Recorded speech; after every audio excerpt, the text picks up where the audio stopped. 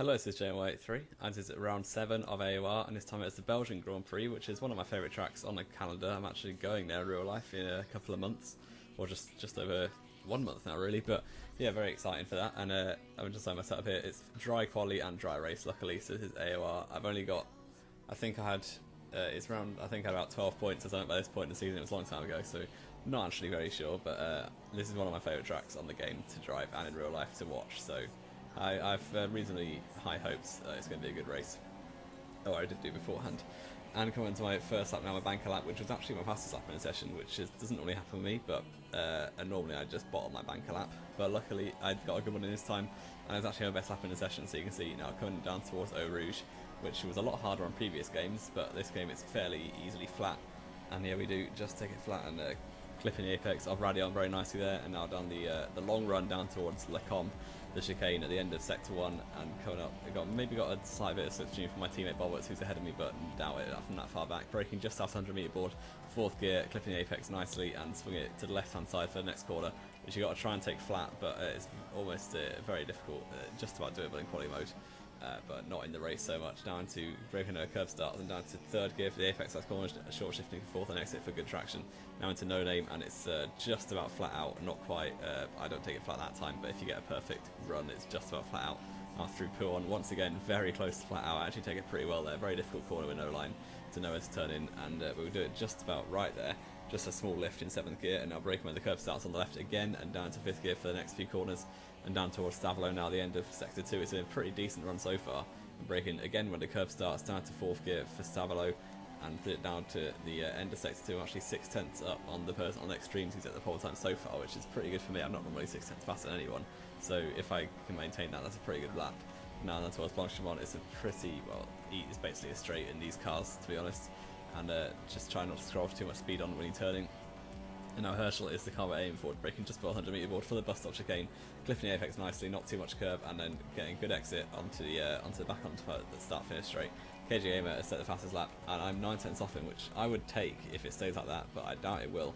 And you can see my next run coming up towards Le Com again, braking just at the 100 metre board just after it. I'm actually purple in sector 1. Someone put that in the calendar, like absolute scenes, as I'm quickest in a sector, but then literally 2 corners later I'm actually corner cut and invalid my lap, so that lasted a long time. So you can see 11th place actually by the end of the session.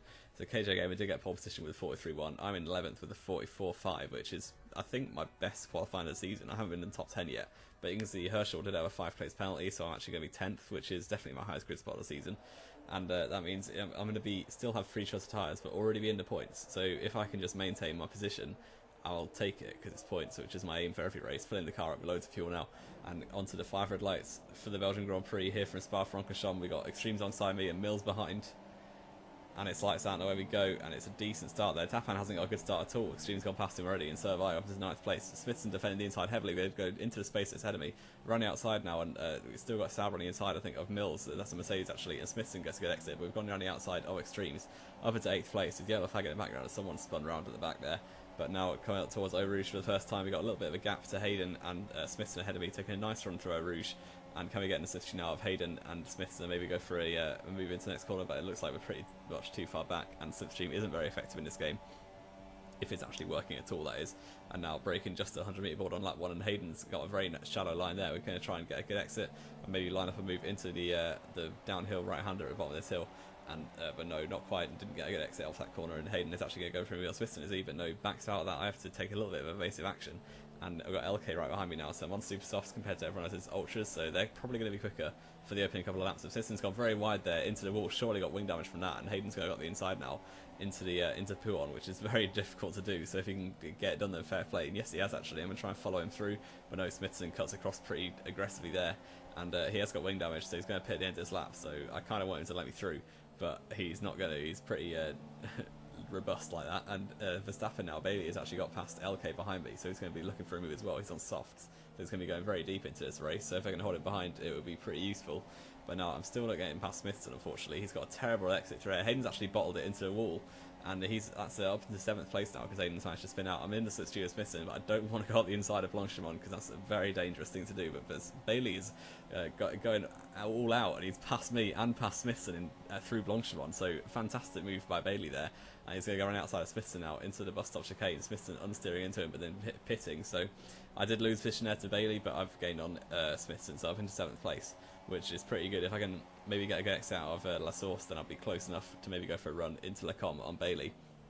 And he's actually gone deep a little bit into La Source, so we've got a decent exit now in 2nd gear. And if the slipstream is working, then it's time for it to come to the fore and hopefully help me out here, because Bailey is just ahead. Can we try and get a decent run through Eau Rouge and a decent slipstream and tow up the back straight? We are getting a pretty good run, and the straight on speed is pretty okay. And alongside Bailey now, can we try and outbrake him around the outside? It's going to be a very difficult move, as he's very late on the brakes normally, and yeah, he brakes just a little bit later than me and hold that position unless I can do a switchback, but it doesn't look likely. He's got a very good line, and then I don't get a good run through there, as I never normally do, because that is a pretty difficult corner. And now through Pouon later on the same lap, and I've gone a little bit wide, and that's really allowed Bailey to stretch the gap a lot. And now LK is just around the outside. Is he going to go for it there? I'm going to brake early on the inside line. LK's gone steaming around the outside in his Force India. Can I hold it around the outside next corner and just about swing it around the outside? And we've got the inside for Stavilo, which means I should be able to brake a bit later than him and push him off the inside. Yes, we do. But he's going to have a decent run here. I'm pretty sure no one's left the session yet, so slipstream is still actually working, unfortunately for my case. And LK is going to have slipstream now. I think that's Herschel also behind LK. He's going to have slipstream as well. LK's looking for a move around the outside of Blanchimont, is he? No, he's not. I've forced that gap shut, and Herschel is actually going to have a go on LK. You can see in the mirror there. And LK's going to go diving up the inside and just about avoiding my front wing, but we're going to stick to the track, and he's going to have to get that position back if he can. I don't think he'll hold it. And yeah, he's let me through there. And it's also going to allow Herschel, who's right alongside me now, is actually ahead of me in turn 1, to go for a move. Can I brake later than him in turn 1 though? We have done, and down to 2nd gear on the shallow line though. He's going to get a good exit here on his ultra soft tyres, and Herschel going to be in a slipstream down towards Le Com that actually doesn't do it that time. And now on lap 5, you can see we've actually got a slight gap to Verstappen ahead, but we've got also a little train of Herschel and LK still right behind me. But there's quite a gap behind LK actually, so it looks like top 9 should be pretty safe at this point, unless something majorly bad happens. But Herschel actually go for a move on the outside, but I've covered the inside line and forced him out quite well there. And I don't know if it was contact, but he went pretty wide, but there was no contact on my screen, so maybe a bit of a decent lag, I don't know. But I can see lap 7, Herschel has pitted because he was on the ultra tyres, so he had to go a bit earlier. And I'm going to pit this lap. We're up into 3rd place in a minute, so that's pretty rare for me to be on the podium, or anywhere near the podium, but obviously it's not net position because a few cars have pitted. And when I pit, I'm going to be down into my net position, which I think was 7th or 8th, depending on where Herschel is. And pitting for the soft tyres now. I think I went 1 or 2 laps longer than Herschel, which is a bit of a downside of using these super softs. Although my soft tyres will be in a much better condition by come the end of the race. But you can see Zelchi's gone past. I think he's in a net 2nd place, and now Herschel going past is turn 1. You see there, and he has actually undercut me and staying ahead there.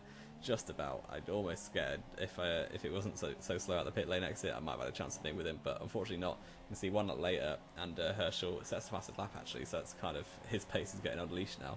And LK in the pits here on the top right, you can see on the top left, sorry, we've undercut him, or not really undercut, we're ahead anyway, but we've got a bit of a gap to him now as he comes out of the pits, probably about 1 to 1.5 seconds behind, which is pretty nice, little gap there.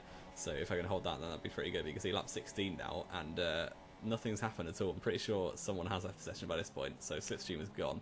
But you can see I'm actually closing up to Herschel a lot, and LK is just behind me closing up as well. So if I can keep this pressure on Herschel, then that would be very nice indeed. But he's and what's going on here? KJ has just appeared in front of me, and that means it's massively compromised my line. I'm pretty sure he had a massive screen freeze, and he's still lagging everywhere.